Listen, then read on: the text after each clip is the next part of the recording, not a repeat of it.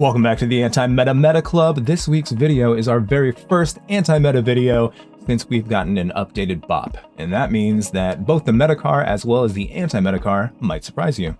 Partially in celebration of the Gran Turismo movie that's coming out, which is based on one of the most successful drivers from the GT Academy program. I'm wearing my GT Academy shirt. It's also, perhaps, a hint as to what the anti-meta car might be. Let's get into it. Despite getting hit with a minor power nerf, the 2018 GTR is still above average in pretty much every single category. While you may struggle on tire wear compared to the likes of the McLaren, it's still much better than 90% of the cars in the class, and when the tires do get scary, the car itself doesn't quite get scary. Despite being a victim of the recent BOP change, the Supra still managed to find itself on top, but the RX Vision is absolutely everywhere. I managed to get a modest 29.5 with my quali lap, putting me in 41st globally. There are a few that were even faster than mine, and I think a lot of people just aren't choosing to use this car, to be honest. You may have noticed that recently in the daily races, the wind has been variable, so the direction and the speed can affect both the braking distances as well as just how the car behaves around various parts of the track. So it's important to pay attention to where the wind is blowing and how hard it's blowing as well. I think west wind is the best option for the time trial for race C this week, but feel free to play around with it. I do believe the fastest lap time in the world is west wind, though I haven't checked it since last night. Another thing to think about is brake balance, because you can change brake balance now. I used +3 for the time trial lap, and of course I'm using +5, which I'll mention during the actual race, and that's to save the tires. I hope that helped. Keeping our eyes on the meter boards on the right, we're going to look for the 50 meter board, and that is our brake point. Notice that I'm staying 100% on the brakes and turning in at the beginning of the grass on the right.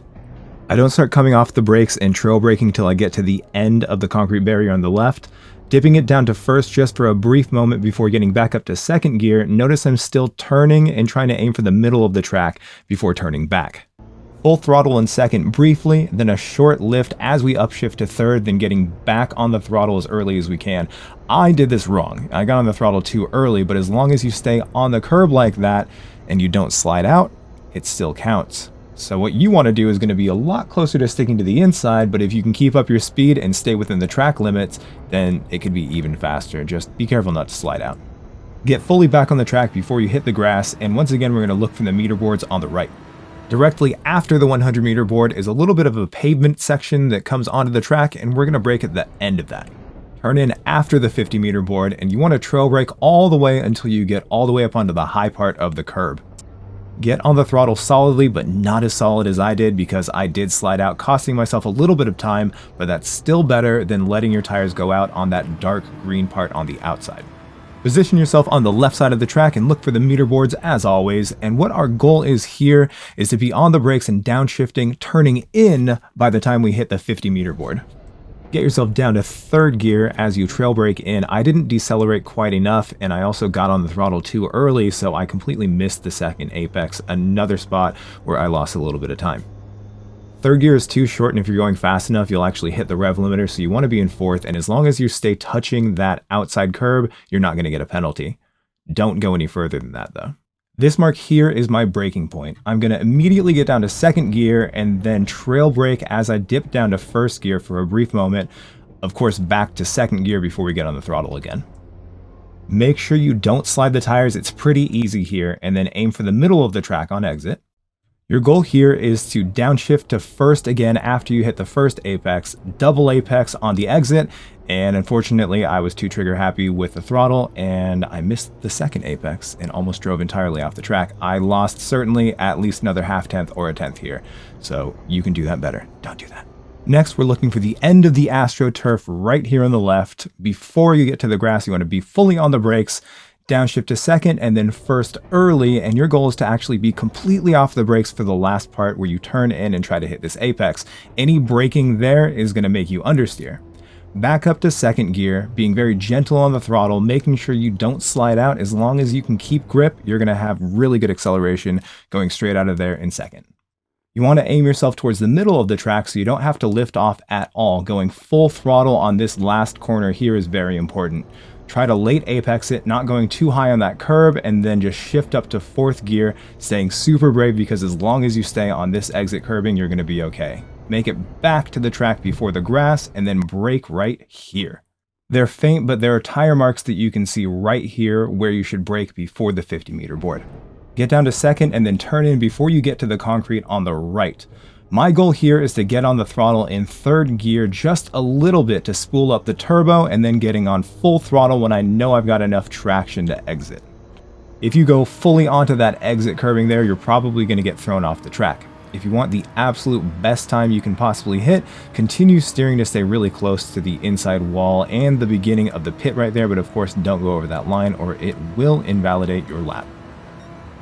Looking at the right, we're going to brake at the 50-meter board, and then we're going to start turning in at the grass. We want to dip to first just to tuck the nose in, and we're going to sacrifice the exit of the first corner so we can get mostly full throttle through the second and third. Like I said before, I got on the throttle too early, and so going over the curbs like that is both dangerous and slightly slower. You can go a little bit faster than this if you don't go so wild on the exit. Brake at the concrete after the 100-meter board, and we're going to turn in pretty early, trying to keep a lot of speed through there and trying to do everything we can to avoid going off the track, because you can get sucked off the track and you can invalidate your lap, or it's just going to slow you way down. My other big mistake was missing and going too fast here. Then of course getting on the throttle too early. You can keep it a lot tidier than that and go through it a lot quicker.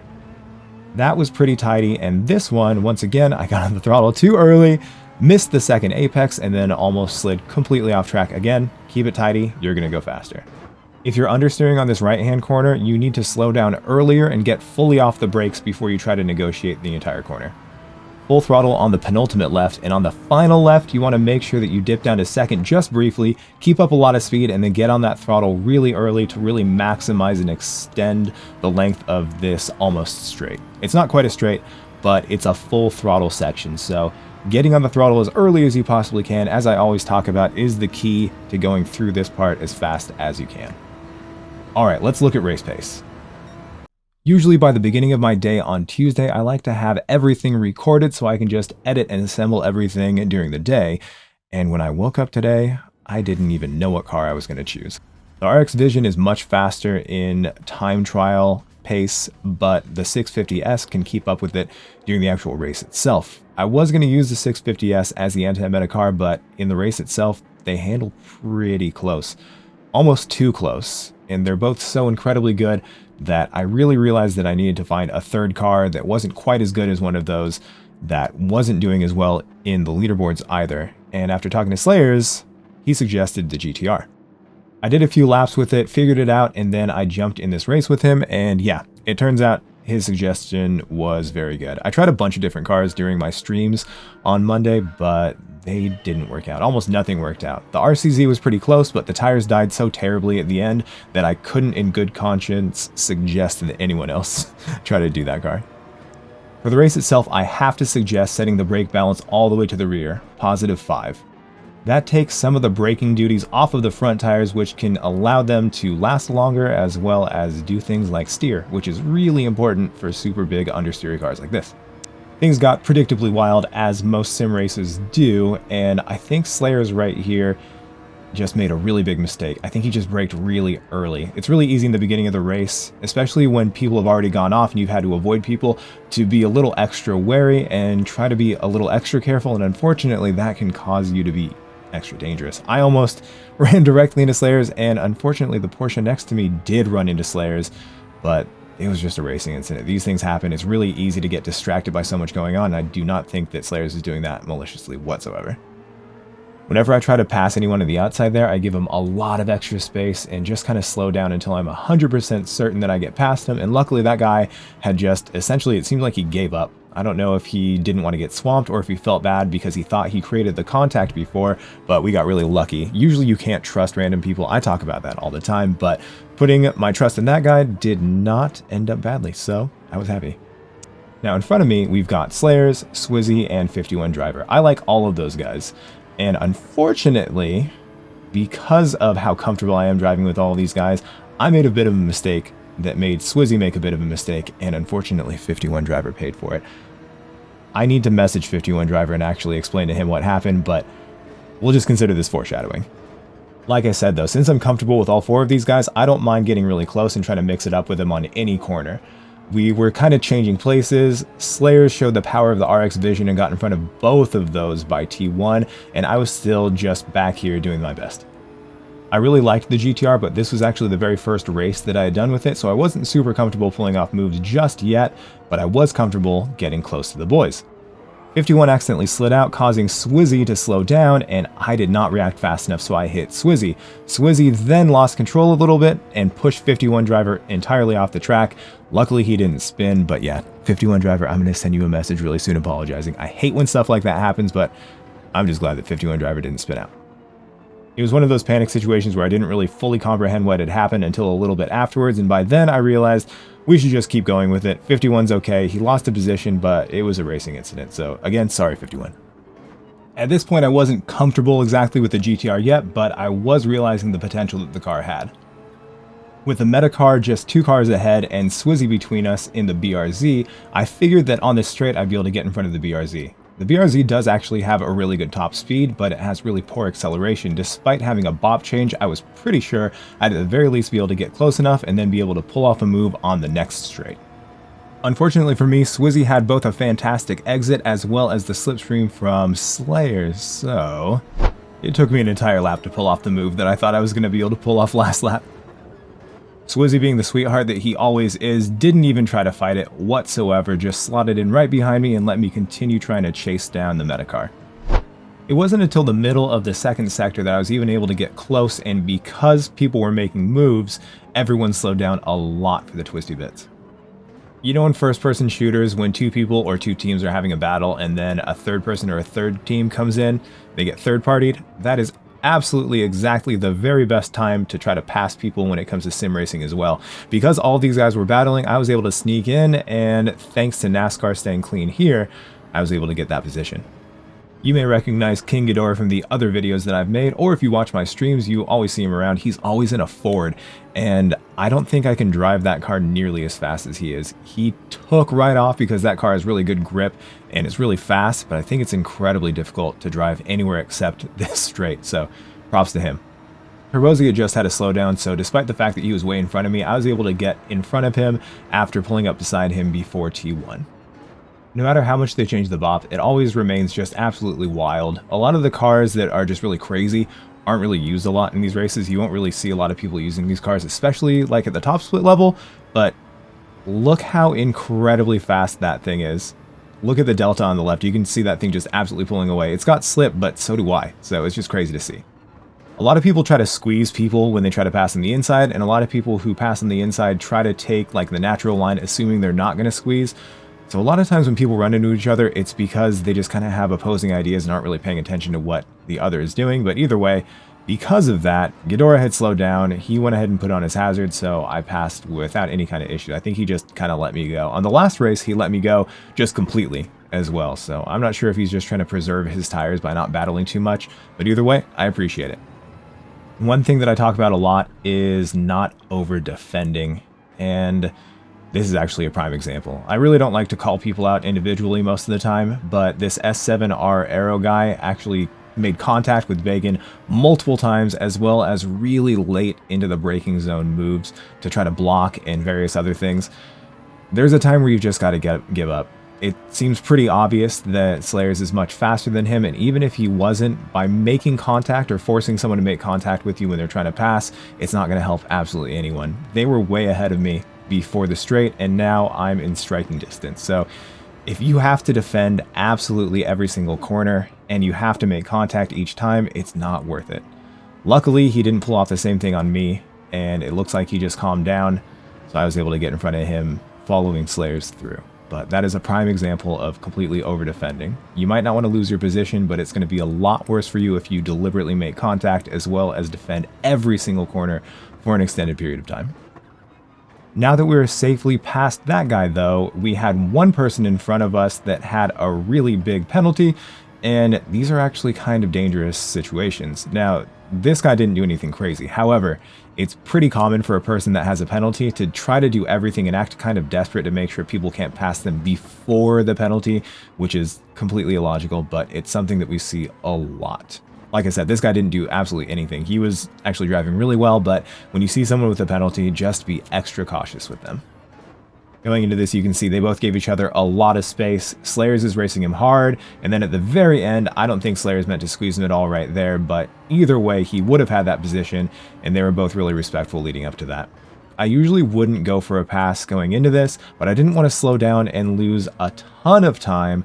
I knew that I could probably stay in Slayer's slip, but in general, I would try to stay behind the person because with that penalty zone right there, I can actually benefit a little bit from the slip and also not having kind of a bad entry.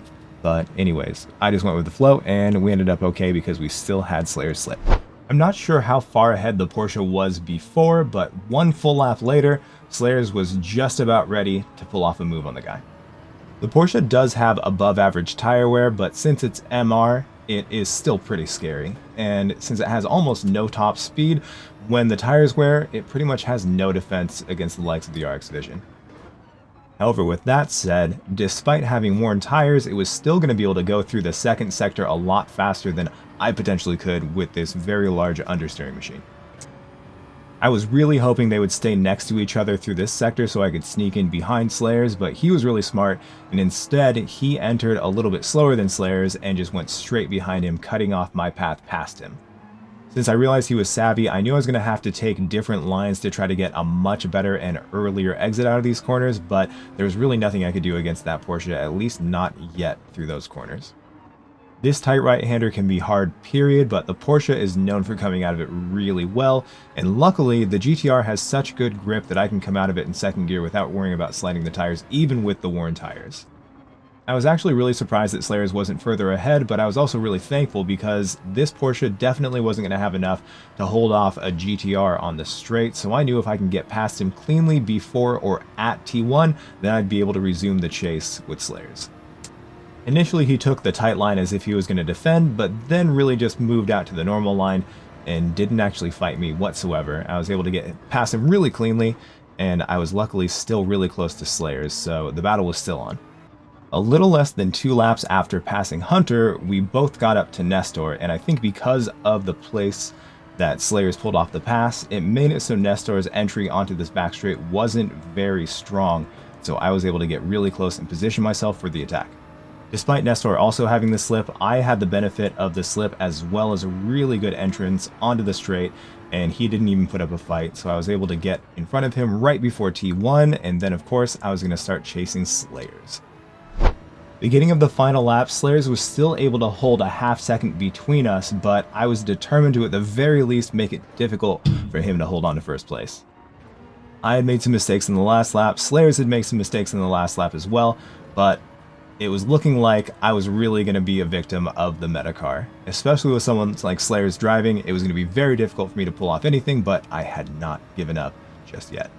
Sometimes when you're leading, it can be just as scary as trying to chase someone, and so Slayers made just a little bit of a mistake there. I shouldn't say that I think he was scared. Mistakes just happen, and we race each other all the time that I'm sure neither of us get really nervous when we're doing this.